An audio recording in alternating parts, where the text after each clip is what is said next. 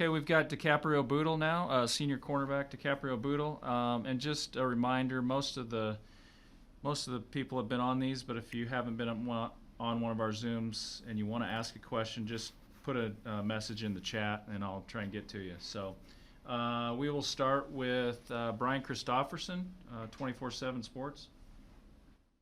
Hey, DiCaprio.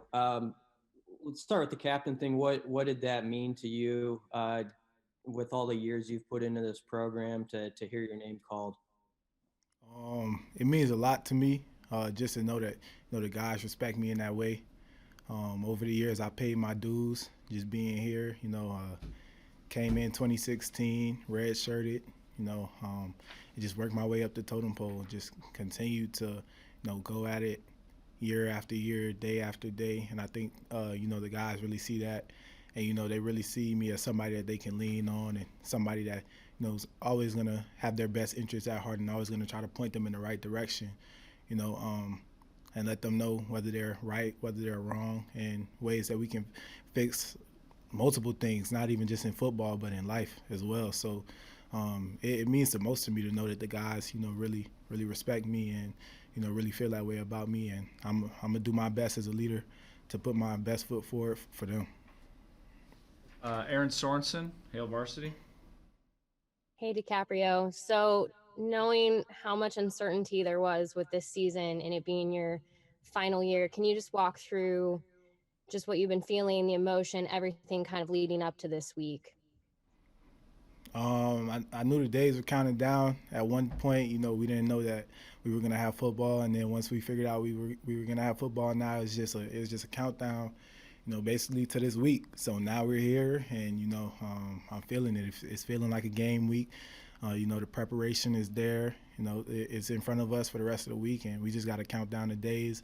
Make sure that we come in here with a good intent, with the intent to execute our assignment. And right now it's just feeling really good for us. That we fought for this, and this is what we're getting. So we're really happy with the fact that we get to play this week. Kevin Suits, KOLN, KGIN. Hey, DiCaprio, can you describe the challenge that you guys are facing this week, going to Ohio State, a team that many have picked to win the Big Ten? And what have you seen out of them as you've studied them for an extended period of time? It's no secret they're a great team. Year in and year out, they're a great team. They're not gonna show up to the game and beat themselves. They're a team that we just gonna have to go in there and execute our assignment to the best of our abilities, and just at the end of the day, just play football. I played them every year since I've been here. Never got a break from them. So in that aspect, I know how they're coming. They're coming hard. So we just gotta execute our assignment, execute the game plan, and we'll go from there. Sam McEwen, Omaha World Herald. Hey, DiCaprio, I have two questions. The first one is this. You have played Ohio State 3 years. Two of those games, the ones at home, went a certain way, and they didn't go really well. But the game you guys played at Ohio State in 2018 was really competitive.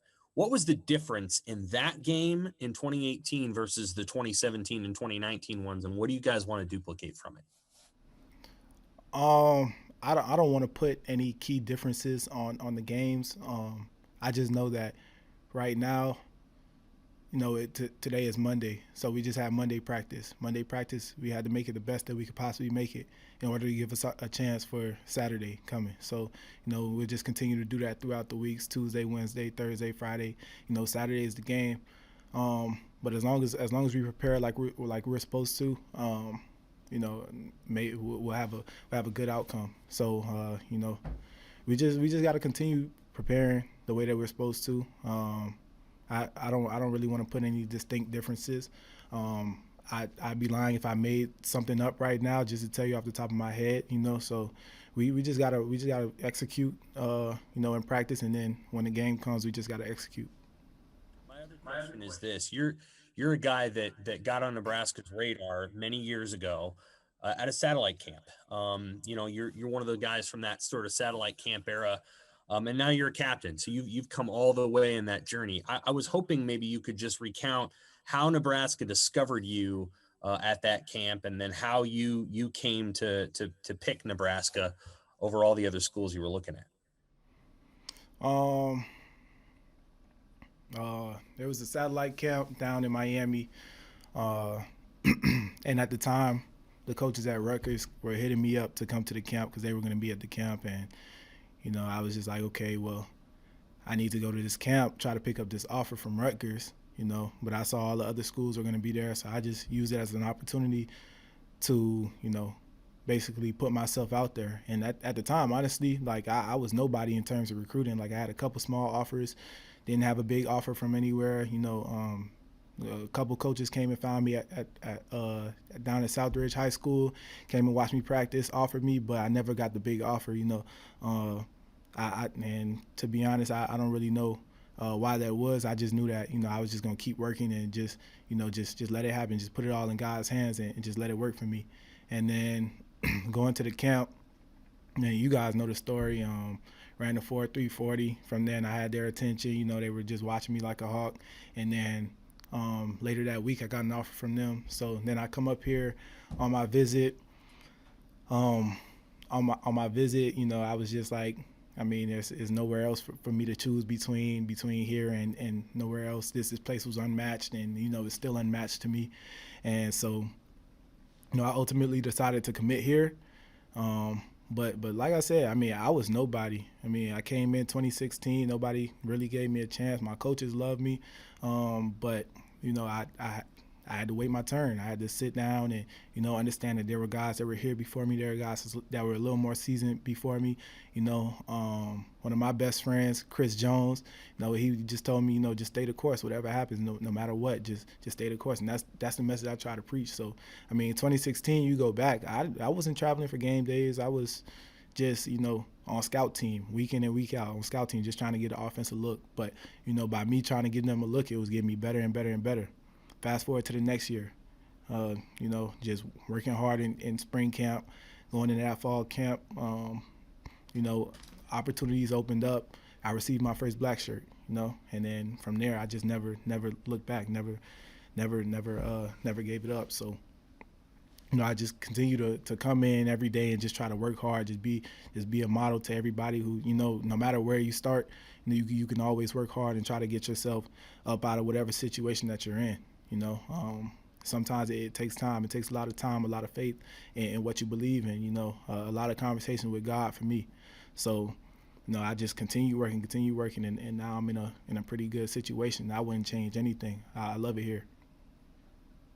Thanks. Appreciate it. Thank you. Two more for Decap. Dennis Dodd, CBSSports.com.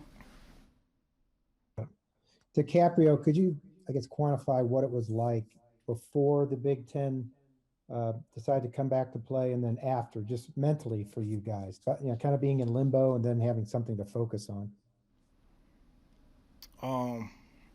Before the Big Ten came back, me and a couple of the guys, Deontay Williams, Markel Dismuke, Cam Taylor, Braxton Clark, just all the DBs in general, really. We were just trying to find different ways we could work out so that way we could stay on top of what we need to stay on top of. And,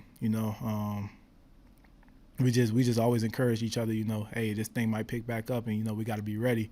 We'd rather be disappointed than not ready. So, we just continue to work day in, day out, sometimes working out 3, 4, maybe even 5 times in a day, just because, just so that way we could make up for what we were losing, for what we were missing. So, we were always optimistic before the Big Ten came back. And once the Big Ten came back, like I said, it's counting down the days, just preparing, just, coming out every day and being dialed into our assignment, executing, just doing what we had to do to get here. And now we're in game week, and we just got to keep that going. 5 times a day, what would you do 5 times a day working out? Sometimes, sometimes we wouldn't even work out for long. Sometimes it'd be like 30 minutes. We'll just work a specific area, come back later, do something else. We always made sure we lifted during the day, always made sure we got some type of conditioning component in, and always made sure that, we got some type of technique component in. So, some days we wake up at like 7, find a spot to work out somewhere, some way, somehow. And then, by the time, 7 rolled around again, we'd already have so many different things that we done worked on during the day and stuff like that. So I mean, for us, I feel like it made us really close. We always saw each other. We were always willing to be with each other. Somebody missed, we had to make it up. So, I think that speaks volumes for the guys in my room and the way how they really attacked this offseason. And last one for Dicaprio, from Dan Hope, 11warriors.com. I wanted to ask you, how challenging is it to prepare for a quarterback like Justin Fields and an offense like Ohio State's when you don't have any film from this year to go off of? Oh, we just got to go off of what we know. Things that they've done to us in the past, things that they've done to other teams as well. So you just take the film from the previous years. Obviously, they'll have some new things in there that we'll have to adjust to, but pretty much we just got to go out there, just know what we're doing. You know what I'm saying? Like, we just had to, if we get a coverage, we got to execute that coverage to the best of our abilities. If something's wrong, we come to the sideline, we fix it, and just be able to make adjustments on the fly and just be able to adapt to whatever they're throwing at us. But definitely with a quarterback like Justin Fields, it makes their offense great. They're a great offense. They got great guys over there, very athletic, top of the top. So, we just gonna have to be on our game. All right. Thank you, DiCaprio. We'll have Colin Miller next, I believe. Thank you.